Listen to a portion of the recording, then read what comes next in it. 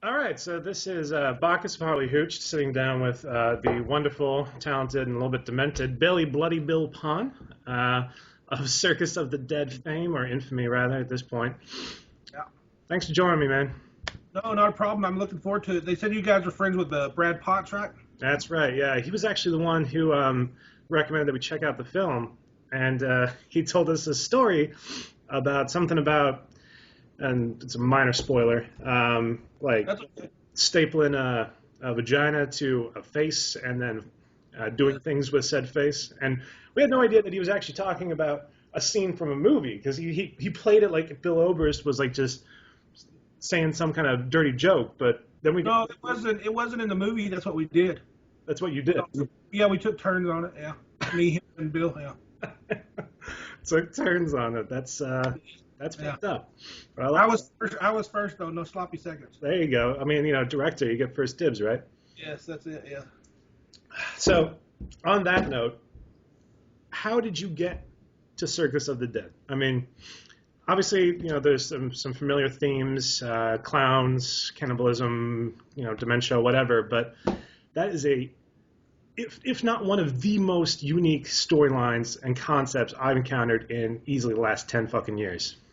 Well, I tell you, to me, it's like a challenge. I like to take something kind of silly or stupid and like make it good because I wanted to. When you first heard about it, you go, "Oh, great, another clown movie." But then you watched it and you thought, you know what? That wasn't like any clown movie I've ever seen before. No, So that's what I like to do, right?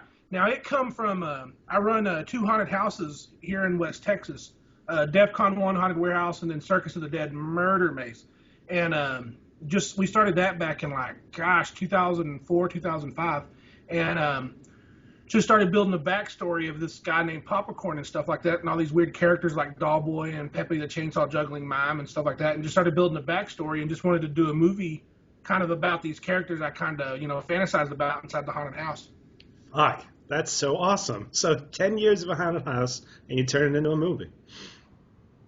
Try to do it the right way is it's funny, but anybody that hasn't seen the movie, they probably think Killer Clowns from Outer Space or something like that, which it's nothing like that. It's kind of like a real brutal movie, but with very dark humor. And let me tell you, that's the thing that I think I loved most about this was, normally I try to keep an open mind, a clean slate when I go into a movie review, so I don't have any preconceived notions or whatever.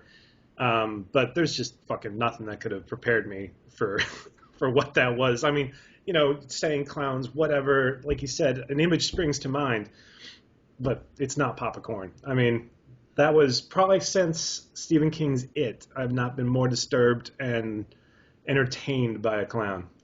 And we get that a lot too. Is Bill, man, is just he's at the peak of his craft, man. The guy's like a master, and I knew when we were filming some of that stuff. When I first met him, he said he liked the story and all that kind of stuff. But honestly, I figured it's like just actors saying that. It's like, hey, I got to be nice to the director. I don't want to piss him off. But then it's like watching him on set, man. It's just when he started doing some of those lines, and I was sitting right there by the camera, and I thought, wow, this shit's good. If this is good here, it's going to be really good when I get it into editing. So, and that's what happened. I mean, it really translated amazingly well, and I cannot believe how Bill took to that role. I mean, you know, it's nauseating, disturbing, in a little bit of a weird way arousing. I mean, Yeah. Well, think of it like this though too. Is for me is like me and Lee Ankrum wrote this Popcorn, and Popcorn and Donald the Clown are kind of like yin and yang. It's like basically good and evil. And so Popcorn was basically me, me and Lee, and just the dark things that we think about but don't act upon. And I always thought, what if a man did act upon his real thoughts about things? What would happen? And voila, you got Popcorn. But Bill, that's, I always tell him he's my muse. It's like to have somebody like that, but even like a Brad Potts too, is he had that small part. When I first started this, I only figured I could pay, a couple, 2 or 3 of the lead actors to bring them in from Hollywood and all this kind of stuff. Now my next, I bring in a lot like that, but like Brad is like, if I write another movie, he's going to be doing something big with me because that guy's a badass too. And I'd love to work with Brad on some stuff too. That guy's awesome. we've been huge fans of Brad since Puppet Master X. Well, he needs that. It's like Bill is, Not to dog any of his movies or anything, but I saw a bunch of them. But I want to see, man, give them something that they can just knock out of the park. And that's what I want to do for Brad too. Is I want that perfect part to say, you know what, Brad? I said, I got your popcorn. Let's do something. That is so awesome. I can't wait to see what you come up with, man. I got a bunch of stuff up my sleeve. So tell me then, this card game. The name escapes me at the moment, but Loteria. But we never referred to it because of legal reasons or nothing. Because I'm not sure if anybody owns it or nothing, but we just didn't want to take the chance. And we kind of redesigned the images on the card to kind of better suit us and stuff like that. So how did you? What was the impetus to sort of weave this into the movie? I mean, it's really sort of one of the the pinning points for Popcorn's Mischief and Mayhem. Yeah. Or what's your experience with that? Well, I tell you where it is out here in West Texas. It's very Hispanic. There's a lot of Hispanic people and stuff out here, and I like the culture and stuff too. But I was at a friend's wedding party, and I was like one of the groomsmen, and I always made fun of him for being, Mexican or whatever, because I'm just an asshole that way. But in his packages, he had a like chiclets and chicharrones and a small Corona and a wrestling mask. And he had these cards. And I was like, man, what the hell are these? I said, are these tarot cards? And he goes, dude, these are a kid's bingo game from Mexico. I go, well, why the hell is there a devil on there and this naked chick and stuff? And he explained it to me like it's basically a bingo game. And I said, man, there's my ending there. Now, not to give away the ending, but you remember, what happened at the ending with the special card. I said, that's the ending of the movie. And once I had that, I basically me and Lee wrote the movie backwards. We had a good ending and we wrote it backwards. Our first attempt at Popcorn, he was more like Freddy Krueger, and you see a little glimpse of it here and there. But I didn't want him just to be just a one-line machine. I wanted him to just to be very daunting and mean. Like, if he's in the mood to be funny, he will. But if most of the time he's just in a shitty mood, he's going to treat you like shit. Wow. An interesting process. Yeah, I can't imagine having that as a kid's game, man. I mean, those images, obviously you doctored them, but it's pretty messed up stuff. Well, we still try to keep true to it, but like in the same spirit. The topless girl was still topless and all that kind of stuff. But that's a real game. It's pretty funny that they'd actually invent something like that. But I dig it. So, how did you go about putting together the cast for this movie? Obviously, some relatively big names, and I noticed you got a pretty decent budget too. Well, that's a tricky question. That's a good question too, because if any other indie filmmakers are watching this was my first shot at a feature, and I didn't want to mess up. And I was still on a limited budget, but I knew Popcorn and Donald had to be big, and then it kind of, went from there, On the, even some of the parts, people were scared. When Chanel Ryan when she said she was interested in doing it, we started talking. I saying, and yeah, she ain't going to do it once she reads the script, but, I think she had, the biggest balls of all of us. She wasn't afraid of anything. So that's what I did is I just wanted to find actors that wanted to do it, you know what I mean? And then Parrish Randall is like a brother to me. And same thing with him.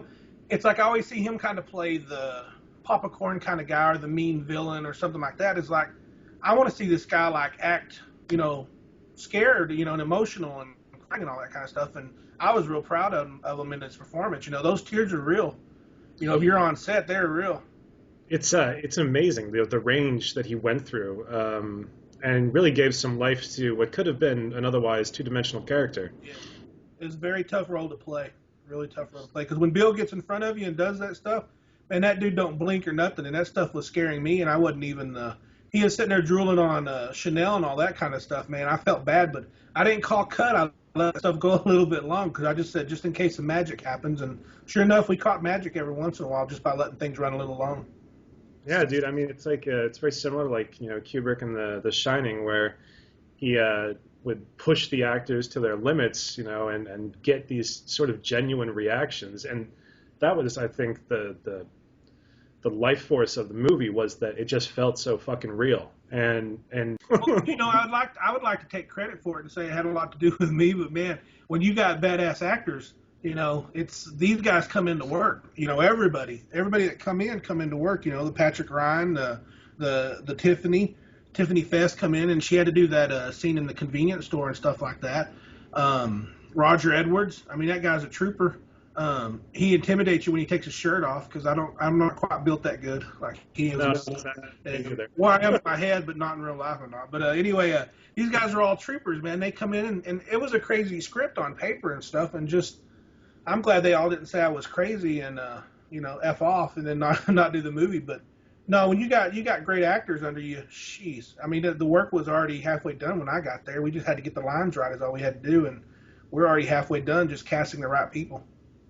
God damn, man. And how long was the shooting process? We shot. I want to say we had Bill for about a month. We had Parrish for about 3 weeks, and Chanel was like maybe 4 or 5 days, and it went down there. Brad maybe a day or two. So it went down from there. But we probably shot for about a month and a half straight. That's a good note, though. Any other pointers for other up-and-coming indie filmmakers, writers, actors? I'm just saying your shit stinks. Don't think that you're going to go out there and make gold or just because it comes out of your mind that it's, fucking gold or some shit, because more than likely it's probably not. So, Chick, you got to be humble, and I got a good support system, around me. Me and Lee always write, and then I bring in, Ray Ballard's my producer and Melissa Land's my producer, and I got some, inner circle people that I love to death, and they're not scared to tell me, hey, that sucks, Billy, you're an idiot. I throw it to the wall. Sometimes I veto them and still do it. The infamous scene with the head and Bill, everybody told me to pull that, and I went ahead and shot it anyway, and it turned out to be a really good scene. So it goes both ways. I like what they tell me sometimes, but sometimes I still got to go with my gut on some of the crazy stuff, because I like I tell everybody, it seems crazy now, but it won't be crazy in 10 years. That's a very good point. Yeah. You got to cut be on the edge, the new frontier at some point. But let's say this, though. Let's go with, so for filmmakers is what I always say, a good idea, plus good execution equals a good movie. Now, you could take that good idea, and what makes a good idea, that'll kind of, if you see like a tree and then the roots going into 1,000 different directions, that's what a good idea is. You find that good idea. What makes a good idea? I mean, you could read 1,000,000 books that'll tell you, so just find a good idea. Now, the good execution is, a good cameraman, a good person doing sound, good actors, good direction, good set design, good costumes, good makeup. And then all that'll equal, a good movie, hopefully. So if you got a great idea, my goal for my next movie is a great idea, great execution, and hopefully a great movie. I love Circus of the Dead, but I always feel like if you ever talk to me even after my next one, I'm going to say, hey, well, my next movie is going to be way better. So that's the way I try to live is, I want to outdo what I already done and make the next one even better. That's a perfect attitude to have. You can always be better. Well, I'm an unhappy person. I sit up here and cry. Actually, whenever we turn off this thing, I'll probably cry because I just don't feel like I'm doing any good. And then I'll write some good stuff, and hopefully it'll be, that kind of motivates me today. And then I'll shoot it and make a movie, and then I'll be sad, another month from now or something. And that's just the way of being I kind of feel like I'm a blues man. Like, I love guitar and stuff, but like I have to constantly be in this mental turmoil, to write, tragedies. So that's my thing is I'm good at tragedies. Very insightful. All right. Well, I appreciate you taking the time, man. Anything? When can our viewers check out Circus of the Dead? Well, I mean, we're working really hard, and since this is my first feature, I'm that's a good thing for filmmakers too, is that you have to do that part of it too, and you just don't want to rush into any deal that comes along. You want to kind of to look at everything coming in, and what we're trying to do is we're really trying to swing for the fences.